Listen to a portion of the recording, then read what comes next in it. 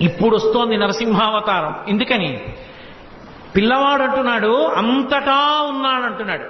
హిరణ్యకశిపుడు ఈ వేళ్లు ముడిచాడు, ఈ వేలు పైకి తీశాడంటే ఇలా చూపించి ఎక్కడో ఆపుతాడు. ఆ వేలు ఎక్కడ ఆగితే అక్కడి నుంచి పైకి రావాలి. రాకపోతే తనని నమ్ముకున్న భక్తుడి మాట వమ్మైపోతుంది. బయటికి రావడం అంటూ జరిగితే శంఖచక్ర గదాపద్మములు పట్టుకున్నటువంటి శ్రీమన్నారాయణుడిగా వచ్చి హిరణ్యకశిప సంహారం చెయ్యడానికి బ్రహ్మగారు ఇచ్చినటువంటి వరం ప్రతిబంధకం. కాబట్టి ఆయన ఎన్ని వరాలు ఇచ్చాడో అన్ని వరాలకి మినహాయింపుగా రావాలి. అన్ని వరాలకి మినహాయింపుగా రావడానికి ఎక్కడి నుంచి రావాలో తన చేతిలో లేదు. హిరణ్యకశిపుడి వేలు ఎక్కడాగితే అక్కడి నుంచి బయటికి రావాలి.